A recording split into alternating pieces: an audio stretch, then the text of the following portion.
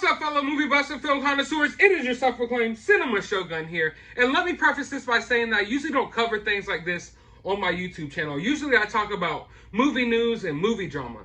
But there's this particular case that is sweeping the nation right now and taking the world by storm. And as a fellow YouTuber, it definitely hit close to home. And I, of course, am talking about the Gabby Petito case. Now, this case has proved to be both heartbreaking and interesting.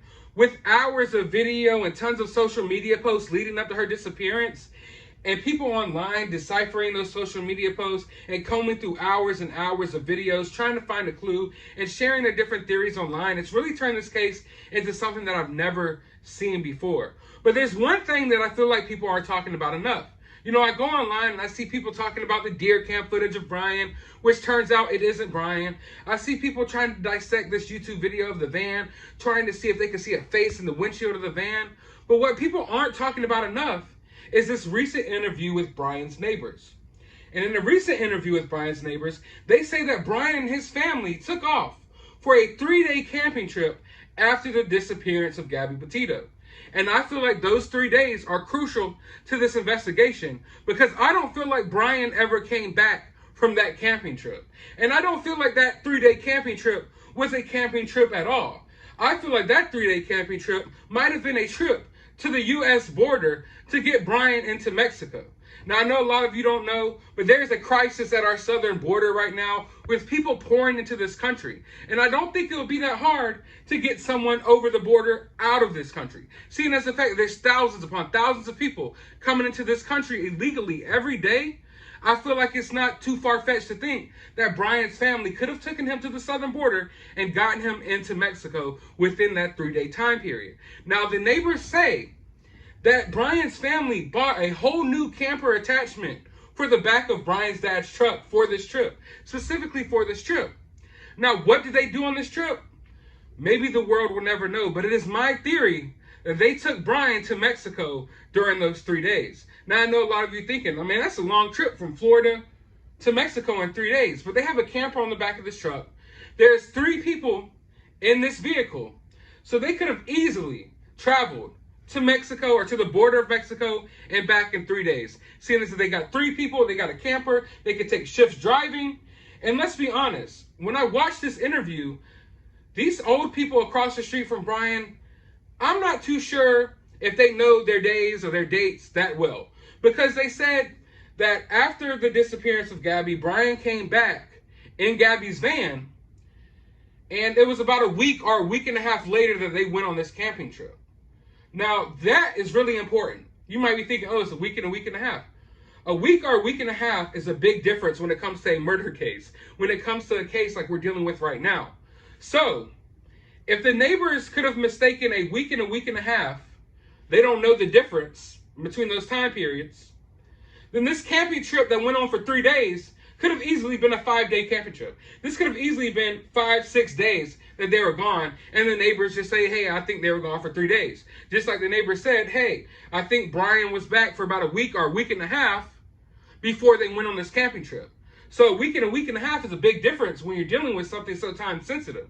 So that extra 3 days or that extra half a week, you know what I'm saying? That is very important. So I believe that this 3-day camping trip that people are talking about now could have easily been a 5-day, 6-day trip. We don't really know. But before I go any further, I want to show you this clip from Brian's neighbors so you can get a feel of what they're saying. And maybe you feel how I feel, that they're kind of, you know, like they know what they saw, but they don't know the time periods per se. You know, when you're not really paying attention, you see the neighbor across the street, you don't know, like, hey, I saw that neighbor 2 days ago. Specifically, you might be like, hey, I saw that neighbor 2 or 3 days ago. It might have been 4 days ago, you know? But we're going to go ahead and look at this interview real quick, and then I'm going to come back with a little bit more of my thought. All right, so let's check out this interview with his neighbors coming to us from Fox News. They got in the camper. In the driveway. Yeah, well, I was doing some work in the front yard, and, you know, I noticed that they got a new camper for the back of the pickup. Why would you buy a new camper when your son's fiance is missing and you decide to go buy a new camper? So they wanted to put their own touch inside of it. I saw them doing some work. Then when they prepared for their trip, I saw them loading the camper. Okay, now you're talking about Brian and What his did they load it parents with? after he returned home. Is that correct? In a different camper? Yes. Okay. The van is his. His father has a pickup truck which they purchased a in-bed camper. Like an attachment camper. So, and then you say yes. that they packed up that camper, Brian and his mom and dad, and they went camping. Do you know that for sure? We saw them.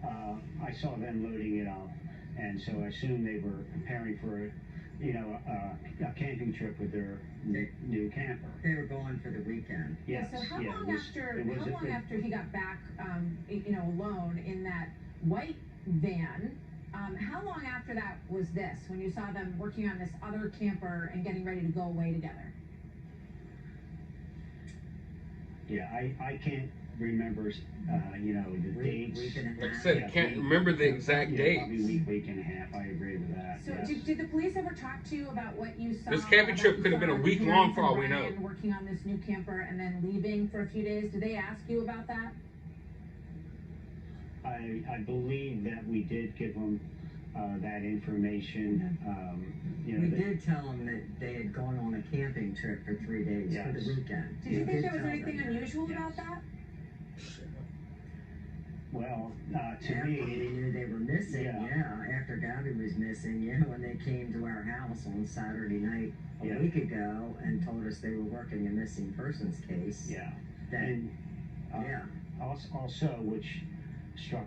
So after watching this interview, I hope you all get my point that these neighbors of Brian's don't exactly know the exact time frames in which everything happened. So this camping trip that supposedly lasted 3 days could have easily lasted a few extra days. And it is my opinion that Brian never came home after that camping trip. That camping trip was really a trip to get Brian off to wherever he's hiding at or to wherever he went. Now, we know that the police and the law enforcement said that they had eyes on Brian and they knew where Brian was, but they turned out that that was a lie because everyone thought Brian was cooped up inside of this home, but turns out Brian's been missing for a while now. Brian's gone. Now, the parents said that Brian went to this little reserve with his Mustang to go camping and think about life, and then a day or two later, they couldn't find him, so they took his car back home, right? Well, I don't think Brian's out there in Florida. I don't think Brian's in Florida at all. Honestly, I think it's unfeasible that Brian is walking around the Everglades somewhere with alligators and things like that hiding. I also don't think that Brian got on a plane with a fake passport and went to Puerto Rico. Honestly, the most logical explanation is that Brian went to Mexico. That is the most logical explanation here to me. That camping trip, they packed Brian up, they packed the car up with a bunch of stuff that Brian might need, and they took Brian off. Now, another theory is they could have packed that camping truck up with evidence. Maybe the murder weapon. Maybe they went to go dispose of the murder weapon. Maybe this trip was a trip where they go dispose of the murder weapon, and they take Brian off to wherever he's going to go. But honestly, this 3 days, or this few days, or however many days it was, this camping trip needs to be talked about more. People need to stop dissecting all this footage of supposedly Brian that's not really Brian and focus on these few days. Because that window is the window in which I believe, almost for 100% fact, is when Brian escaped. It just makes the most sense. And I mean, honestly, why would a family buy a new camper attachment for their truck and go on a trip with their 22-year-old son or 23-year-old son, however old he is, fresh after the disappearance of his fiance? You don't just go on a camping trip while your son's fiance is missing. Oh, hey, Brian, I know Gabby's missing. No one knows where she is. Police are asking about her. Parents are asking about her. But hey, F that. Let's go buy a camper. Let's go camping for a few days, get off our minds. No, there was no camping trip. I believe they put that camper on the back of the truck so they could take shifts. They could go back there and sleep. Maybe they thought for a second that Brian would just take the entire camper in the car.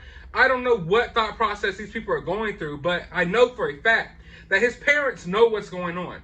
His parents are trying to protect him. His parents are trying to hide him. And we need to figure out when these 3 days work. When did this camping trip happen? Where did they supposedly go? You know, how long did this camping trip last? That's what we need to be trying to figure out here. So social media, I need you all to do your thing. I'm going to do my thing. I'm going to do my own independent research, and I need y'all to do it as well. Was Brian seen after this camping trip? After this camping trip, when the camper and the truck were back in the driveway, has Brian been seen since then? Because that is crucial into this investigation. And honestly, guys, we can't count on the police or the FBI to do their job. We really can't. Because if they were doing their job, they would have found Gabby a long time ago. But no, it took YouTubers and TikTokers to find Gabby. So it's going to take YouTubers and TikTokers to find Brian at this point. Honestly, I think this whole story about Brian going to the reserve is just serving as one gigantic distraction. It would literally take law enforcement weeks, months, even years to search thoroughly through this reserve. Meanwhile, Brian's getting a head start on his escape. And I don't believe that Brian offed himself. I thoroughly do not believe that. If Brian wanted to off himself, he could have offed himself at home. He could have offed himself somewhere. I don't believe that Brian is going to go hide and run away and off himself in secret, in some secret location where no one will ever find him. No. I think during this camping trip, Brian's family took Brian to the border, got him over the border, and now Brian is long gone. Will we ever find Brian? Who knows? Maybe I'm wrong, but this is just my theory, and I feel like it's one of the more feasible theories. I'm reading a lot of crazy theories online that just seem like, yeah, that could have happened, but what no one's talking about is we have a completely open southern border, a crisis at the southern border right now. So while thousands of people are piling into our country, I don't think it's that unhard to believe that Brian could have snuck across the border, and now Brian is somewhere safely in Mexico. Florida is not that far from Mexico, especially when you have a camper on the back of your truck, and you have days and days and days to do whatever you want while your fiance is missing and law enforcement is doing nothing about it. So that is my theory, and just talking about this is just getting me worked up. But I'll probably make more videos on this in the future. I'm looking into this case a little more now, so if I have any more information or any more things I want to point out, I will make more videos, so you might want to be subscribed for that. But anyway, I'm interested in hearing your theories. What do you think about this case? Let me know down in the comments below. While you're down there, hit that subscribe button, hit that like button, ring that notification bell, and as always, try to find some time out of your day to go watch a movie.